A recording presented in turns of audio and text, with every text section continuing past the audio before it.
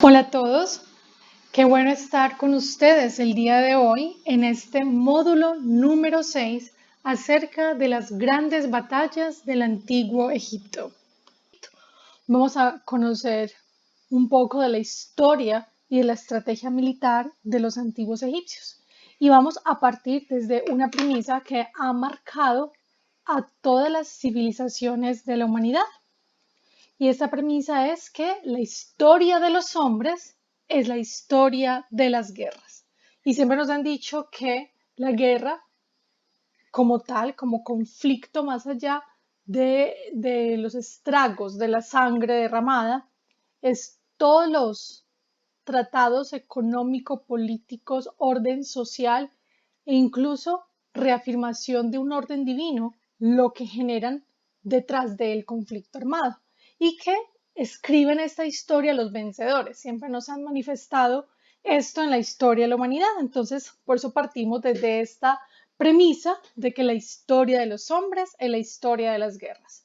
Y aquí tenemos una frase inicial, un epígrafe, y lo tomamos de los anales de Tutmosis III. Recordemos que Tutmosis III fue conocido como el Napoleón del antiguo Egipto por su éxito en el campo de batalla, que una de las batallas más famosas es la batalla de Megido, que la vamos a hablar más adelante. Su Majestad ordenó hacer que se perpetúen las victorias que le otorgó su padre Amón sobre una estela en el templo. Entonces miremos cómo desde el inicio esa victoria era inmortal en la medida que se perpetuaba tallada en esa piedra. Vamos a hablar un poquito de un concepto de lo sagrado y lo profano, que en el antiguo Egipto está muy ligado al sentido de la guerra. Y aquí tenemos como un referente a Mircea Eliade. Mircea Eliade es un filósofo y un historiador de Bucarest, y en su libro Lo sagrado y lo profano, él hace una relación muy interesante acerca de cómo hombres y dioses, cosmos y lo que amenaza el cosmos, que es el caos, está intrínsecamente relacionado con el concepto de guerra. Y es que nuestro mundo, que es un cosmos, y recordemos que para los egipcios ese cosmos es Kemet, la tierra negra, todo ataque exterior que amenace la estabilidad de ese cosmos va a transformar obviamente ese orden en un caos, ¿cierto?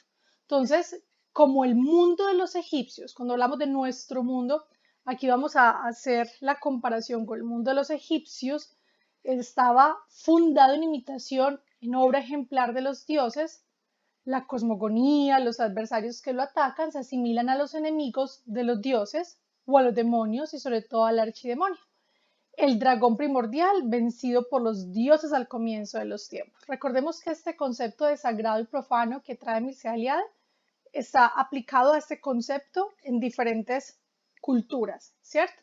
Pero aquí nos vamos a centrar en la que nos concierne, que es el antiguo Egipto. Entonces aquí recordamos, por ejemplo, ¿qué sería lo equivalente a este demonio o dragón primordial? Sabemos que Ra en su arca solar debía batallar siempre esas horas de oscuridad con aquel caos que estaba representado por la serpiente Apophis.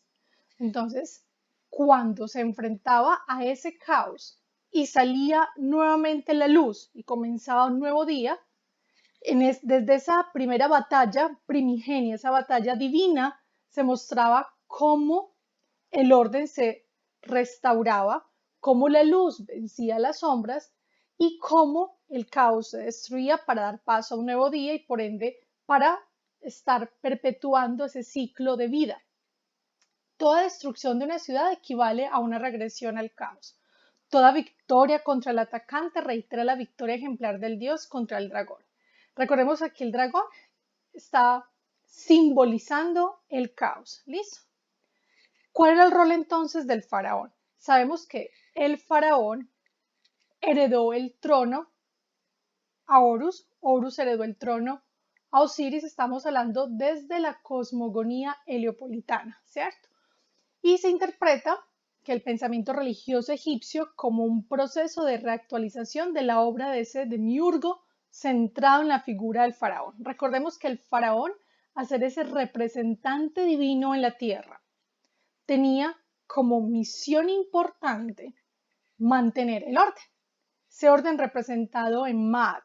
Recordemos que Maat es la diosa del orden cósmico, de la justicia, de la verdad, y que la vemos en un momento muy importante, que lo tratamos en un módulo anterior, el juicio del alma en el inframundo, en la Duat, que veíamos cómo en la balanza de la justicia y de la verdad se pesaba el corazón del difunto en un extremo y al otro extremo estaba la pluma sagrada de Maat, que se representa con una pluma de avestruz. Entonces vemos que esta justicia, esta verdad y este orden está siempre representado por Maat y por ende el faraón él es el encargado de mantener dicho orden. Entonces la realeza egipcia quedó encargada de continuar esta acción divina de controlar el caos. Entonces, como el cosmos no era un espacio estático e inordenado, sino que es un proceso continuo, recordemos que el cosmos, que hablamos acá del mundo egipcio, es también a su vez una hermosa metáfora de ese universo en constante expansión. Entonces, siempre va a estar impulsado de una forma cíclica por el conflicto de unas fuerzas positivas y unas fuerzas negativas. Y en medio de ese conflicto, de esa tensión de esas dos fuerzas, debe haber un punto que va a ser ese punto medio. Medio se toma como el punto de equilibrio que va a mantener ese orden, va a mantener el mat, y el encargado de este era el faraón. Entonces, desde el principio vemos cómo el faraón está siendo una figura en medio de, entre comillas, lo expreso yo de esta manera, una guerra divina y una guerra etérea porque trasciende, digamos, a lo visible, a lo tangible, pero esas fuerzas de ese caos deben ser restauradas y mantenerse el orden siempre por él. Hay una importancia simbólica para reconocer cuándo comienza esa dicotomía y cuándo los habitantes del mundo del Egipto antiguo comienzan a reconocer a aquellos pueblos extraños, aquellos pueblos que podrían ser luego sus pueblos invasores y con los que luego van a empezar a tener ya conflictos armados.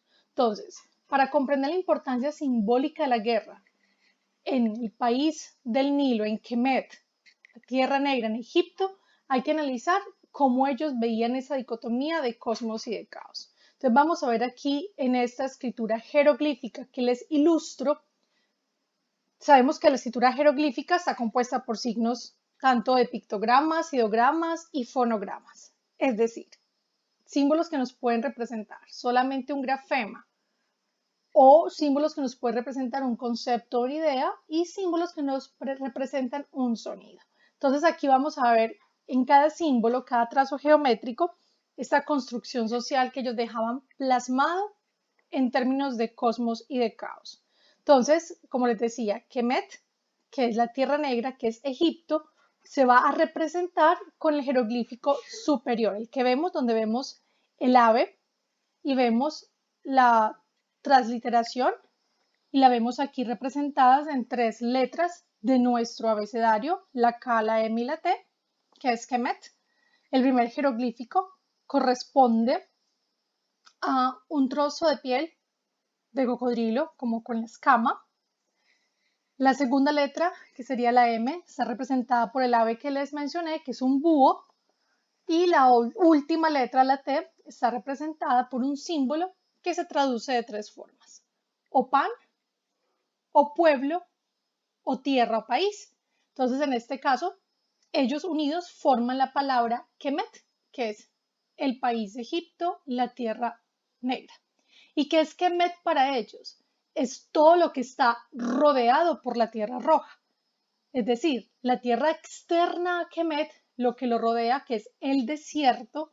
Recordemos que contamos también en un módulo anterior que Osiris fue el primer regente de esta tierra negra de Kemet y su hermano Set, el regente de la tierra roja, y que por eso comenzó ese conflicto de que Set envidiaba a su hermano que tenía, digamos, el reinado de la tierra siempre fértil, mientras que él estaba en la tierra roja, árida, desierta.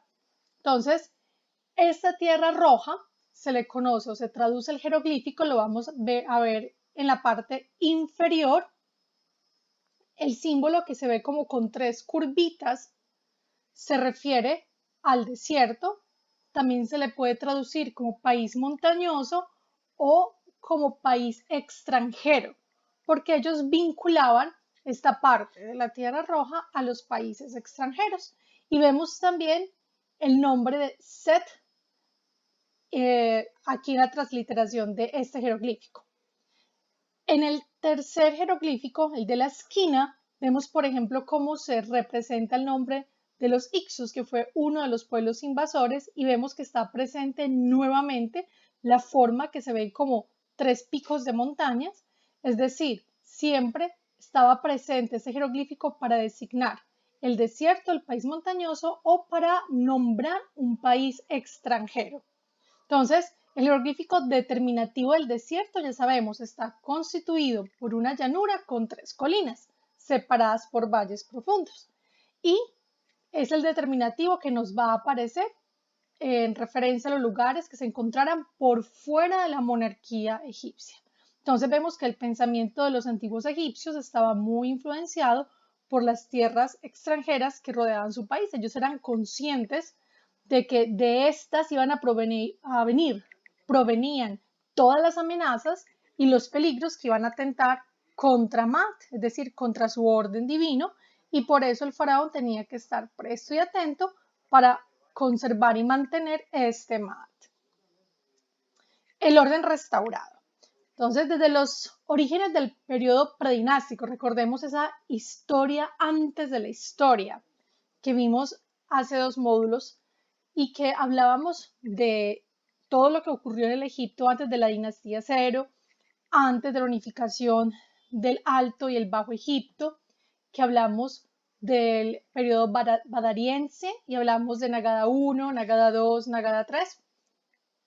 Entonces, en este periodo predinástico se encuentran testimonios que nos hablan de la función del rey de mantener alejado el caos. Desde allí vamos a tener este indicio.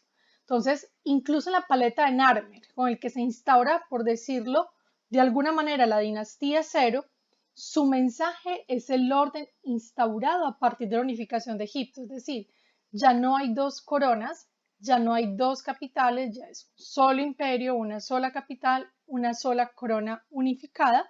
Y en la paleta de Narmer se ve la exaltación que se le hace a él sometiendo a sus enemigos.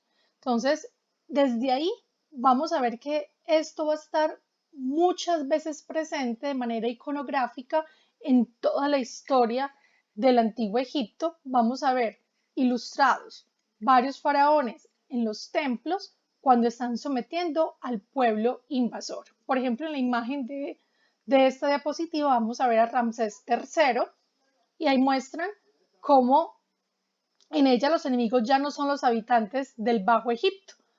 Incluso vamos a ver que él está luciéndose, o sea, se resalta en el relieve, se resalta la corona blanca del Alto Egipto y vamos a ver cómo ellos ya no van a hablar de los habitantes del Bajo Egipto como los enemigos, sino los extranjeros, es decir, los pueblos del mar, que más adelante les voy a hablar de los pueblos del mar.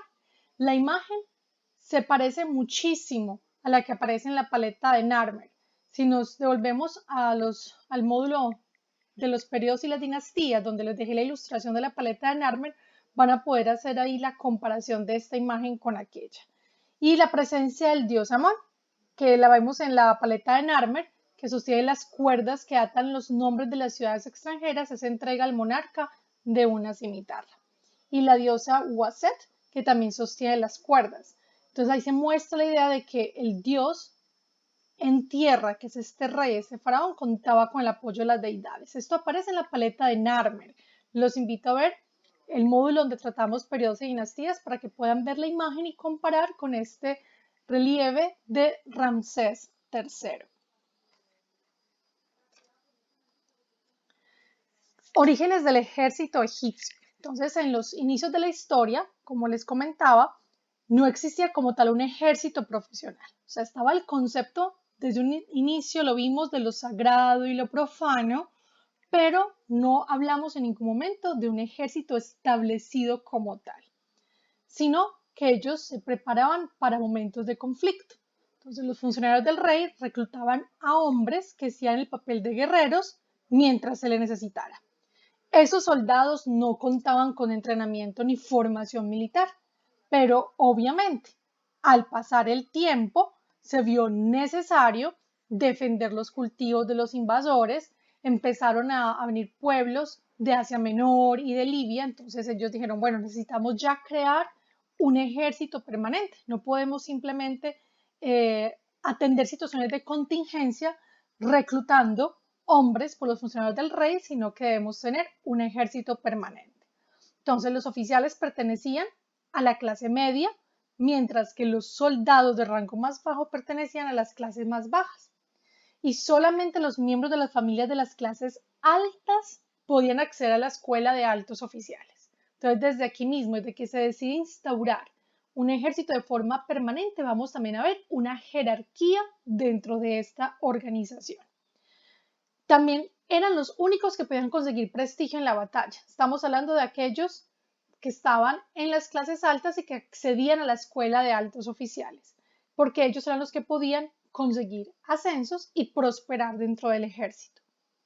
A los soldados se les premiaba por sus logros en batallas con unas moscas doradas, era un símbolo importante para ellos. La evolución de la estrategia militar. El ejército del antiguo Egipto llegó a su máxima organización en el Imperio Nuevo. Es importante tener en cuenta esto. Se ha hablado, como les decía, desde el periodo predinástico, de las situaciones en las que se vio amenazada la estabilidad y el orden y tuvieron que responder a esas situaciones, pero vamos a ver el esplendor mayor del ejército del antiguo Egipto en el Imperio Nuevo. Y la mayor parte de las tropas estaba formado por las divisiones de infantería, que a su vez contenían los cuerpos de élite formados por los carros de combate. A la cabeza del ejército estaría el visir.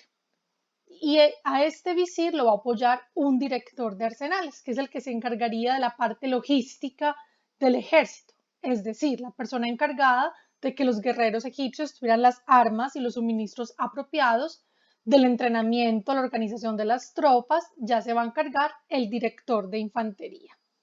El entrenamiento de los guerreros egipcios se basaba principalmente en que hacían largas marchas por el desierto. Y esto también mostraban ellos no solamente la resistencia frente obviamente a las condiciones que les ponía esta tierra roja, caminar bajo altas temperaturas, obviamente con un suministro de agua que ellos debían aprender a regular, sino que además practicar la lucha cuerpo a cuerpo. Esta actividad, esta última, servía al mismo tiempo como entrenamiento para el faraón. Recordemos que aunque aquí nos mencionan al visir como la persona que estaba a la cabeza del ejército, el general más importante para todos ellos era su propio faraón.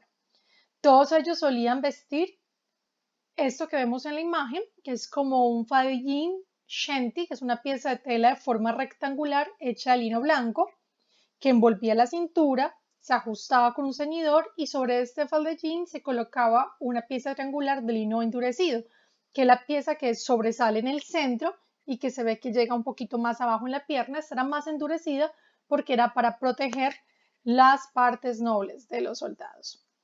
Cuando un soldado se retiraba, el Estado le conseguía aproximadamente 3 hectáreas de tierra para cultivar, además de rebaños y personal de servicio. Es decir, que ser soldado, además, digamos, de las recompensas que podían tener por su éxito en batalla, la oportunidad de escalar en esa jerarquía para aquellos que tenían la oportunidad de ir a la escuela militar, también tenían la posibilidad de garantizar este sustento, de tener sus hectáreas de tierra, sus rebaños y un personal de servicio.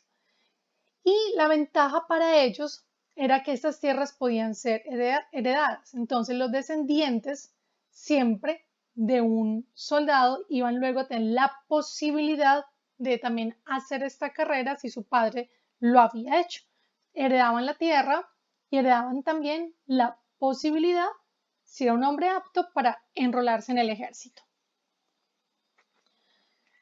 Los tipos de guerreros vamos a tenerlos aquí en tres grupos: la infantería, los carros y los mercenarios. La infantería, que son los soldados, los primeros en formar parte del ejército egipcio, iban equipados por lo general con una lanza, un escudo, y vamos a ver muchas de las figuritas de los soldados en las tumbas de los faraones, como la imagen anterior, se ve la figura como iban dotados los soldados de infantería, y quizás una daga, aunque estudios han demostrado que la parte de la daga era algo más para ritual que para realmente ser efectiva en la batalla. Los carros. El uso de carros y los carros de guerra se introdujeron en el Egipto antiguo en el segundo periodo intermedio y estaba reservado esto solamente para los miembros de familias de la nobleza. Y ya en el reinado de Ramsés II, en el Imperio Nuevo, este puesto se basaba de padres a hijos. Comenzó también a ser de orden generacional, como lo vimos ahorita con los soldados. Y llegaron a existir tres tipos de carros: el de combate, el de comunicaciones y el de exploración. Los dos últimos eran más ligeros y más veloces, porque eran los encargados, como su nombre lo dice, de poder llevar los mensajes y de poder dar una exploración al terreno y poder estudiar antes de entrar a la lid o al campo de batalla. En los carros viajaban dos hombres. Uno era el zeneni o arquero y el otro era el ketjen o el conductor. El conductor tenía además otra función y era de proteger al arquero mediante un escudo. Entonces había doble función para el conductor: conducir el carro y proteger al arquero mediante un escudo. Y detrás del carro un infante armado corría para rematar a los enemigos y así no quedara ninguno tras el carro. Esa era parte de la estrategia militar del Antiguo Egipto. En la batalla de Megido, que la vamos a ver más adelante, hubo, digamos, un adelante tecnológico, y es que durante el reinado de Tutmosis III se dice que los carros se llevaron de forma plegable, es decir, que se desarmaban. No sé si lo podríamos decir similar a como nosotros armamos o desarmamos un Lego, por ejemplo, y ellos lo llevaban a sus espaldas y luego podían ya en el terreno que necesitaban poder hacer el ensamblaje. Se habla de este adelanto en la batalla de Megido. Y los mercenarios comenzaron a utilizarse durante el primer periodo intermedio debido a la inestabilidad que había en ese momento en el país, y ya entrado el Imperio Nuevo se intensificó su uso. Es decir, se intensificó reclutar a guerreros extranjeros porque a veces los egipcios parecían rechazar el uso de las armas, y estos extranjeros solían ser nubios, asiáticos y libios. ¿Y qué pasaba con esto? Solían servir como tropas auxiliares o de apoyo. Entonces ellos servían como un refuerzo para el ejército principal y se les agrupaba según su nacionalidad, de forma que ellos podían seguir manteniendo su identidad. Y en la época de Ramsés II los mercenarios podían incluso ascender, tener este privilegio que tenían, como les comenté ahorita, los guerreros o soldados de las clases altas que ascendían cuando iban a la escuela militar, subir de rango. Y Ramsés II hizo esto como una estrategia, porque si los mercenarios veían también este beneficio para ellos, se iban a mantener leales al faraón. Y así creó un cuerpo de altos oficiales cuyo origen era extranjero, y con la llegada de la dinastía tolemaica se comenzó también a conceder a ellos tierras, así como se les decía ahorita, perdón, que tenían los otros derecho a su tierra, a su rebaño, a sus sirvientes. A ellos también se les empezó a conceder tierras para tratar de vincularlos a Egipto y así evitar, anticipar que hubiese un riesgo de traición o de deserción por parte de este grupo de mercenarios. Ahora sí, vamos a tres de las batallas más famosas del Antiguo Egipto. Les he hablado durante la presentación varias veces de Megido. Megido fue una contienda bélica que enfrentó el ejército del faraón Tutmosis III alrededor del año 1479 a 1425 a.C., es el tiempo, la línea del tiempo, con una coalición militar de ciudades-estado de la franja siro-palestina, encabezada por Kadesh y apoyada por el reino Mitanni, a mediados del año 1457 a.C. Y este enfrentamiento está contextualizado por un bando en la dinastía número 18, dentro del reino nuevo egipcio, y por otro bando en el reino de Mitanni, el más poderoso, este es el estado más poderoso del Próximo Oriente del siglo XV a.C. Esta batalla de Megido, ¿por qué es tan importante? Porque fue la primera batalla registrada en la historia. Y esta batalla, en general las campañas realizadas por Tutmosis III en la franja siro-palestina, están narradas con lujo de detalles en los muros del santuario de Amón en el templo de Karnak. Entonces, él fue muy cuidadoso de dejar para la posteridad el registro de sus batallas. Hay algo muy importante, y es que Tutmosis III condujo 17 campañas a Asia, y la mayoría eran desfiles anuales de demostración del poderío, porque la batalla no siempre era necesaria en todos los casos, y los egipcios, al tener la ventaja de que la cosecha era en primavera, podían programar sus desfiles para llegar a Siria justo cuando la cosecha de otoño estaba madurando y era más vulnerable. Tutmosis consideraba muy importante la buena organización, el poderío naval, la diplomacia, las amenazas, el chantaje y el oro, como la destreza y el valor en batalla. Tutmosis era un hombre muy previsor, y no solo tomaba como rehenes a los miembros de la realeza, sino que los llevaba a Egipto y los exponía a la cultura egipcia. Eso fue algo muy famoso durante el reinado de Tutmosis III. Aquellas personas o niños de la realeza de pueblos invasores que fueron tomados como botín o rehenes, los educaba en el antiguo Egipto para poner su mente en sintonía con esa cultura, y allí se reunían con príncipes menores y caudillos nubios que eran llevados a la corte y entrenados en una organización militar secreta conocida como CAP, preparatoria para las carreras de oficiales y comandantes del ejército, es decir, él con ellos podía crecer las líneas de su ejército. Entonces, parece ser que la educación era una parte esencial en su política imperialista. Esto era muy importante bajo el reinado de Tutmosis III. Sabemos también que la batalla de Megido fue muy famosa por la forma como ellos sorprendieron al pueblo enemigo cuando ellos lo arribaron por la parte que ellos no esperaban el enfrentamiento, porque ellos circundaron todo un peñasco y lo sorprendieron cuando los otros dormían. Entonces, claro, fue un éxito rotundo el que tuvo Tutmosis III en esta batalla. Vamos ahora a la batalla de Kadesh. Esta batalla fue librada a finales del año 1274 a.C.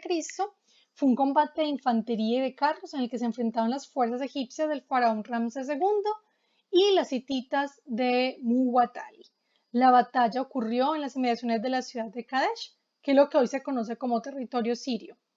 Y tras haber empezado con ventaja para los enemigos, se saldó, según las fuentes, con gran éxito egipcio, pero en esta batalla sí hubo muchas pérdidas, mientras que en la de Megido el ejército egipcio no sufrió pérdidas. En la batalla de Kadesh sí la sufrió.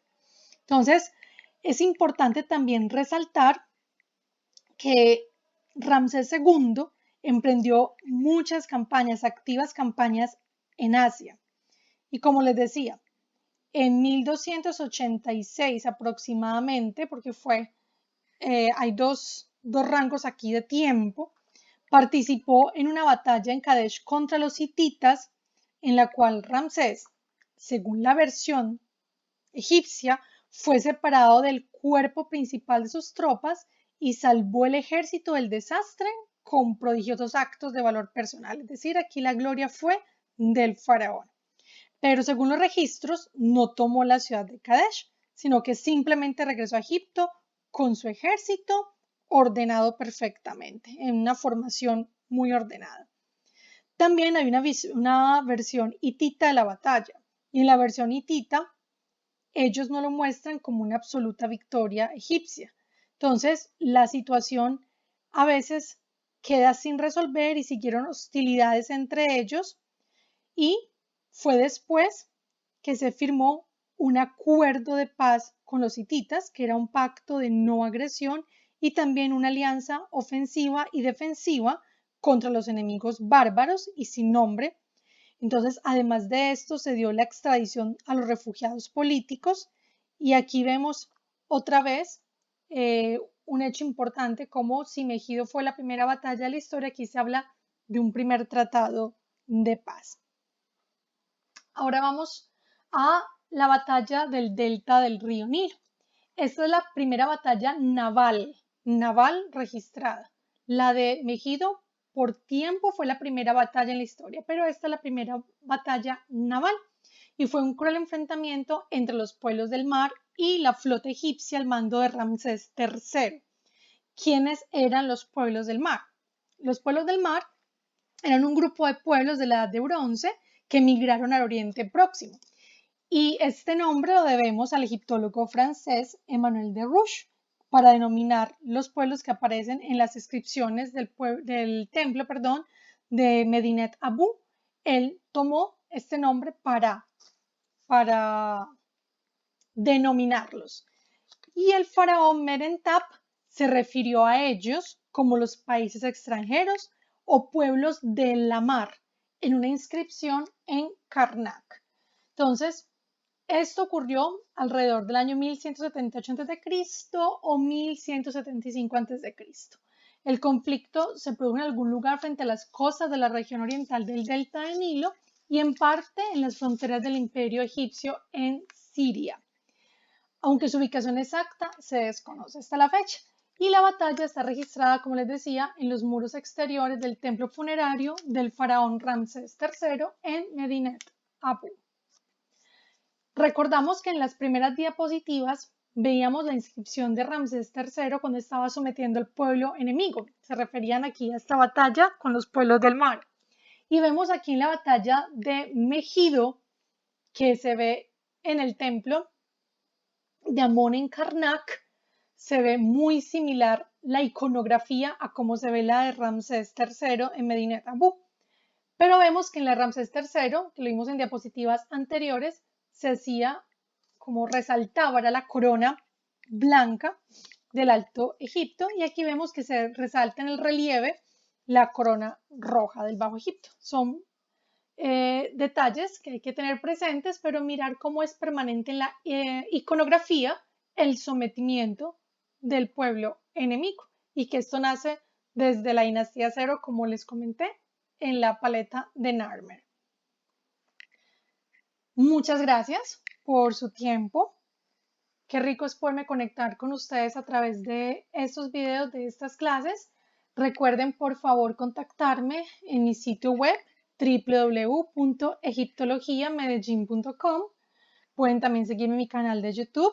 Me encuentran como Magister Elizabeth Noreño en Instagram, @elianubis, Facebook, Egiptología Medellín o Twitter, @elianubis. Me pueden contactar por cualquiera de estos medios y nos vemos en un próximo video.